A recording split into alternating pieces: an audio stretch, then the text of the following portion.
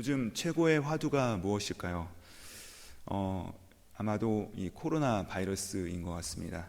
뭐 어디를 틀어보나 또 어디를 우리가 함께 모이나 이 코로나 바이러스에 대한 걱정도 많으시고요, 우려도 많습니다.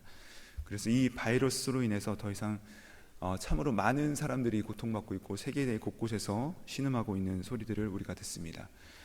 그래서 이 바이러스가 더 이상 확산되지 않게 하기 위해서 통제할 뿐만 아니라 한국뿐만 아니라 곧 세계 각국의 그 정상들이요 불철주야로 그 방법에 대해서 연구하고 있고요. 심지어는 우리 한국에서는 드라이브스루로 이 코로나 바이러스를 검진하고 또 확산하지 않도록 그렇게 열심히 대처하는 그런 대책들이 나오고 있습니다. 어찌됐든 각 나라 모든 사람들이, 각국의 정상들이, 위정자들이 자기에게 있는 그 모든 힘을 동원해서 이 바이러스의 확산을 막으려는 노력들을 기울이는 것을 우리가 볼 수 있습니다. 자, 오늘 말씀의 배경은 가버나움입니다. 가버나움이 나중에 예수님께서 믿음이 없는 동네라고 꾸짖으시던 그 가버나움인데요.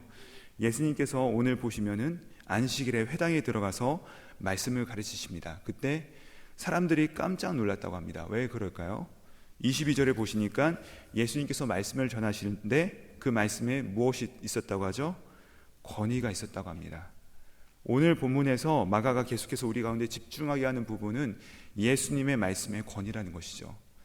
사랑하는 성도님들, 이 세상의 권위와 권세를 가진 자들이 말을 하고 그들이 정책을 낼 때 일사불란하게 사람들이 움직이고요, 그것들이 수정되어지고 그것들이 바뀌어 나가는데, 우리 예수님께서 말씀만 하시면 그 모든 것이 변화되고 또 새롭게 됨을 믿으시기 바랍니다. 이 주님께서 말씀만 하기만 하면 우리의 인생도 바뀌고요, 또 우리의 사업도 바뀌고요, 우리의 가정도 바뀌고요, 또 우리의 병환도 바뀌고요, 무엇보다도 우리의 마음이 수정되어져서 교정되어가는 놀라운 변화가 있으시기를 주님의 이름으로 축복드립니다. 예수님께서 말씀을 가르치고 계시는데 사람들이 다 이 권위 있는 새 교훈 앞에 탐복하면서 놀라고 있습니다. 그런데 아이러니한 것은 이 예수님의 말씀이 선포되는 장소인 그 회당 가운데 무엇이 등장하느냐? 바로 귀신이 등장합니다. 아이러니합니다. 예수님의 말씀이 선포되는데 귀신이 그 자리에 있었다는 것입니다. 즉 예수님께서 말씀을 선포하시니까 귀신이 본래 그 사람 가운데 있다가 권위 있는 말씀이 선포되기 시작하니까 그때 막 소리를 지릅니다. 근데 그 귀신을 수식하는 단어의 특징이 있습니다. 그 귀신을 뭐라고 설명을 합니까? 23절을 보시면 더러운 귀신 들린 사람, 더럽다고 합니다. 자, 더럽다는 것이 뭔가요? 이 사람이 뭐 지저분해서 막 몸에다 쓰레기를 덕지덕지 붙이고 있었다, 이런 의미가 아니죠. 이 더럽다는 것은 결국 죄의 문제가 해결되지 않은 상태를 이야기하는 것입니다. 그러니까 귀신은 죄의 문제를 해결하는 존재가 아니라 죄를 생산하는 자라는 것이죠. 그러니까 귀신은 진리를 세운 자가 아니라 진리의 거짓을 섞는 자이기 때문에 귀신이 더러운 존재라고 이야기하는 것입니다. 진리의 선포를 해방하기 위해서 거짓을 늘어놓기 때문에 그런 의미에서 이 귀신은 존재 자체가, 그 목적 자체가 더러운 것이죠. 성도님들, 우리가 더럽다는 것은 무엇일까요? 내 의도가 분순할 때 그것을 우리가 더럽다고 얘기를 합니다. 정말로 말씀을 따라서 순종하기 원하는 것보다는 말씀을 이용하기를 원하는 것이죠. 이 귀신은 정말로 너무나도 그것을 잘합니다. 묘하게 그 하나님의 말씀을 가지고서 물타고 섞는 것이죠. 그러니까 이 더러운 귀신에 사로잡힌 자를 제어하기가 너무나도 어려운데 이 예수님의 권위 앞에 그가 꼬리를 내리고 두려움 가운데 이 귀신이 이렇게 얘기합니다.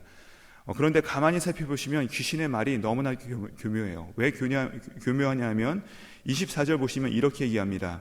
우리가 당신과 무슨 상관이 있길래 우리를 멸하러 온 것입니까? 라고 그가 얘기를 하는데, 이 말이요 맞는 것 같은데 틀린 말입니다. 예수님께서 분명히 죄인을 위하여서 이 땅 가운데 오셨기 때문에 귀신과 상관하는 바가 아닌 것 같아요. 그러나 예수님께서 오신 굉장히 중요한 목적에 대해서 요한일서 3장 8절에서 뭐라고 얘기하십니까? 하나님의 아들이 나타나신 것은 뭐라고요? 마귀의 일을 멸하려 하심이라. 또 히브리서 2장에 보시면 이렇게 말씀하십니다. 자녀들은 혈과 육에 속하였음에 그도 또한 혈과 육을 함께 지니심은 죽음을 통하여 죽음의 세력은 잡은 자 곧 마귀를 멸하시며 또 죽기를 무서함으로 한평생 매여 종로로 타는 모든 자들을 놓아주러 오셨다라고 말씀을 하시죠. 자, 죄인을 구하려면 마귀를 멸하여만 하셔야 되는 것입니다. 그러니까 우리가 당신과 무슨 상관이 있나이까, 이 말은 맞는 것 같은데 틀린 말이죠. 교묘한 말이죠. 당신이 우리를 멸하러 왔나이까? 멸하러 오셨습니다. 그러니까 이 귀신이 예수님을 굉장히 두려워합니다. 귀신이 예수님을 두려워하는 이유가 뭔가요? 더러운 자, 혼란케 하는 자, 망가뜨리는 자, 어지럽히는 자는 거룩한 자, 질서 정연하시고 또 세우는 자, 창조하시는 자를 두려워하기 마련이죠. 진리의 거짓을 섞는 자는 진리를 쫓는 자를 두려워하기 마련입니다. 그러니 진리의 자기의 악한 의도를 섞는 사람은요, 이 진리를 쫓는 자를, 이 진리를 추구하는 자를 보면 위축되기 마련입니다. 그런데 우리는 자꾸 마귀를 두려워합니다. 그런데 그럴 필요가 없다는 것이죠. 우리는 단지 거룩한 영, 성령님을 쫓아가면 됩니다. 예수님을 진정한 주인으로 모시고 그 예수님과 동행하며 그분을 따라가면 되는 것입니다. 그러면 마귀가 절대로 우리 가운데 접근을 할 수 없는 것이죠. 야고보서 4장 7절에 보면 이렇게 말씀하십니다. 너희가 마귀를 대적하라라고 말씀하시면서 그 바로 본문에 보시면 그 마귀를 대적하라는 말씀 바로 앞에 뭐라고 하시는지 아십니까? 뭐라고 하시냐면 하나님께 복종하라는 말씀이 있고요, 바로 그 말씀 뒤에 보면 하나님을 가까이 하라는 말씀이 있습니다. 즉 하나님께 복종하라, 마귀를 대적하라, 하나님을 가까이 하라. 이게 뭘까요? 한편으로는 하나님께 복종하고 하나님을 가까이 하고 마귀를 대적하라, 이것이 아니고요, 하나님을 복종하는 것이, 또 하나님을 가까이 하는 것이 마귀를 대적하는 것이라는 것입니다.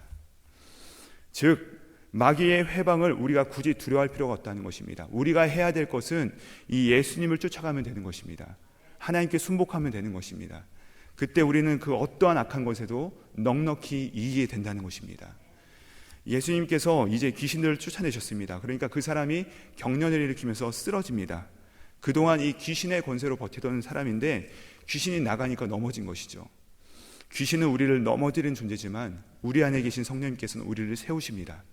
그러므로 우리가 귀신을 두려워하지 마시 바랍니다. 귀신의 장난처럼 보이는 불행과 고통과 그 혼란스러운 상황에서 우리가 더 집중해야 될 것은 주님께 더 가까이 가는 것이고 이 권위 있는 말씀에 더 순복하는 것입니다. 예수님께서 우리를 다스리실 때 그 다스림을 받는 사람의 특징이 있습니다. 그것은 바로 고난과 어려움 중에서도 질서와 평안을 잃지 않습니다. 그것이 그 사람이 예수님께 집중하고 있다는 굉장히 독특하고 확실한 증거이기 때문에 그렇습니다. 고난과 어려움 중에서도 주님으로 인한 이 평안과 또 위로와 그 질서를 우리 모두가 잃지 않으시기를 주님의 이름으로 축복드립니다. 예수님께서 회당을 나오셔서 이제 시몬 베드로의 집에 신방을 하셨습니다. 베드로가 장모님을 모시고 살았던 것 같은데 이 장모님이 열병으로 인해서 고통을 겪고 계셨습니다. 그런데 이 상황에서 저의 눈길을 사로잡는 장면이 있었는데요, 이 예수님께서는요 문제 앞에 바로 달려들지 않으십니다. 예수님께서요 그냥 계셨습니다. 그런데 30절에 보니까 사람들이 구할 때 비로소 그분께서 움직이십니다. 저는 이 부분에서 무엇을 느끼냐면은 예수님께서 수동적이시거나 아니면 책임을 회피하고 싶은 모습이 아니라 그 환경에 대한 반응이나 사람들과의 관계보다는 이 하나님과의 관계 가운데 더 적극적이셨던 모습을 저는 보게 되었습니다. 우리는요 말이 빠르고요 생각이 빠르고 우리의 행동이 앞설 때가 있습니다. 그러나 하나님은 그분의 정하신 기한이 있으며 그분의 정하신 때가 있다는 것입니다. 우리는 즉시를 원합니다. 즉시 이루어 주십시오. 그러나 이 하나님의 뜻이 이루어지는 적시가 있다는 것입니다. 모든 사람들이 그 앞에서 어떻게 할 수 없고 무능해지는 상황 가운데 도무지 아무 일이 일어나지 않을 것 같은 그 상황 가운데 우리가 간구함으로 주님 앞에 나올 때 우리 주님께서는 바로 그 적시 가운데 반드시 일하시고 역사하신다는 사실입니다. 그러시고 나서 32절에 보시면 모든 병자와 귀신 들린 사람들이 다 예수께 나옵니다. 저는 이 본문이 너무나도 인상적입니다. 특히 요즘과 같은 이 코로나 바이러스가 창궐하는 전국에서 더 깊이 다가오는데요, 요새는 앞에서 우리가 기침만 해도 서로 위축되고 어색해지고 참 미안해지는 그런 상황들이 많이 연출됩니다. 저도요 어디 가게 가서 기침을 한번 했는데 이 사람들이 홍해 갈라지듯이 확 갈라지는 그런 놀라운 능력을 제 안에서 발견했습니다. 놀라운 참 능력이죠. 근데 참 많은 사람들이 고통받는 것 같습니다. 어려움을 겪는 것 같아요. 그런데 우리 예수님께서 이렇게 어려움을 갖고 있는 사람들, 아픔 가운데 있는 사람들 가운데 어떻게 하시죠? 모든 사람들을 고쳐주셨다고 합니다. 병행구절인 누가복음 4절에 보시면 이 부분을 참 따뜻하게 말씀하고 계세요. 예수님께서 일일이 손을 얹으셔서 그들을 대면하여 고쳐주셨다라고 말씀하십니다. 분명히 그 중에 전염병자가 있었을까요? 없었을까요? 있었을 것입니다. 감기를 기침을 하는 사람도 분명히 있었을 것입니다. 그런데 일일이 그 위에 손을 얹어서 고쳐주셨다는 말씀이 제 마음 가운데 참 많이 다가왔습니다. 그 당시에는 약도 없었고요, 병원도 없던 시대임에도 불구하고 예수님은 그 위에 일일이 손을 얹으셔서, 그게 뭔가요? 아버지의 손길이시고 또 그분의 자비와 긍휼의 손길로 그들을 만져주신 것이죠. 그러자 병은 사라지고 귀신은 쫓겨갔습니다. 사랑하는 성도님들, 예수님은 우리가요 서로를 향하여서 이런 자비와 은혜로서 우리 안에 있는 진짜 전염병이 뭔가요? 코로나가 아닙니다. 코로나 정도가 아니라 원망, 불평, 비난, 그 바이러스라는 것이죠. 그러니까 진짜 바이러스는 뭐죠? 결국 죄라는 것입니다. 코로나의 치사율은 2%가 안 된다고 합니다. 그러나 죄의 치사율은 100%가 넘습니다. 100%입니다. 반드시 죽습니다. 우리 가운데 서로 미워하고 질투하고 시기하고 원망하는 마음이 있다면 그 죄로 인해서 우리가 죽는다는 것입니다. 그러나 예수님께서는 우리가 서로를 향하여서 그분의 따뜻함과 같이 자비와 은혜로서 우리를 보듬어 나가기 간절히 소망하십니다. 그 은혜가 우리 교회 가운데 충만하기를 예수님으로 축복드립니다. 우리가 사실상 이 부분을 굉장히 놓치죠. 정말로 치명적인 바이러스가 있는데 거기에 있어서는 사람들이 일상에 묻혀가지고 아무렇지 않게 그냥 삽니다. 사실은 지금 죽어가고 있는 것이죠. 그 죄라고 하는 그 바이러스가 해결되지 않고 우리 가운데 전염되어 나가고 있는데, 이것을 잘 조치를 따르면 낫게 될 이 바이러스에 대해서는 우리가 소스라치게 놀라면서 죄의 문제에 있어서는 너무나도 안일하다는 것입니다. 사랑하는 성도님들, 말씀에 의해서 이 하나님과의 관계가 바로 세워지고 복음이 깨달아지고 예수 그리스도께서 우리 삶을 다스리기 시작하시면서 우리 중심의 생각이 변화되고 태도가 바뀌고 그 결과 우리의 삶이, 우리의 가정이, 우리의 관계가, 우리 교회가 바뀌고 결국은 세상이 바뀌게 되는 것이죠. 그것이 바로 예수님께서 우리 가운데 명령하신 그 권위 있는 말씀이라는 것입니다. 사람들은 결국 자기의 필요에 의해서 움직입니다. 우리도 거기에서 면제되지 않습니다. 그러나 예수님은 사람들이 정말로 필요한 것이 무엇인지를 깨닫게 하시기 위해서 이 땅 가운데 오셨죠. 정말로 우리 가운데 필요한 것을 구하는 자리로 가도록 우리를 가르치기 위해서 우리 가운데 오셨다는 것입니다. 그런데 지금 예수님께로 나오는 사람들은 자기의 진정한 필요가 제대로 뭔지를 아직은 알지 못합니다. 사랑하는 성도님들, 우리에게 필요한 것은 다른 무엇도 아닌 그 예수 그리스도의 권위 있는 말씀인 줄을 믿습니다. 그렇기에 우리도 하나님, 이 말씀이 우리의 심령을 지배하도록 도와주시옵소서, 이런 자세로 이 하나님의 말씀을 대하고 순복하는 은혜가 있으시기를 주님의 이름으로 축복드립니다. 그럴 때 지금까지 살아왔던 내 방식을 변호해주고 내 방식을 인정해주고 보장해주는 말씀이 아니라 날마다 나를 새롭게 바꿔나가는 그 말씀이 실제가 되어서 그 앞에 내가 깨어지고 순복함으로 말미암아 이 말씀의 권위가 나타나는 그런 그 하나님의 은혜에 사로잡힌 자의 삶을 살아가시는 이 자리에 계신 우리 모든 성도님들, 저를 포함한 우리 모든 성도님들, 또 우리 교회가 될 수 있기를 우리 예수님의 이름으로 축복드립니다. 기도하시겠습니다. 하나님 아버지, 감사합니다. 주님, 우리가 하나님의 말씀을 대할 때 내 원함을 성취하기 위하여서 말씀을 이용하는 자리에서 벗어나 권위 있는 새 교훈으로 우리를 가르치시고 또 교훈하시며 변화시키시는 주님의 다스리심을 받도록 우리 사랑하는 성도님들의 삶, 가정, 그리고 우리 KCQ를 붙잡아 주시옵소서. 또한 이 땅의 아픔을 치유하시는 주님의 일하심을 우리가 기대합니다.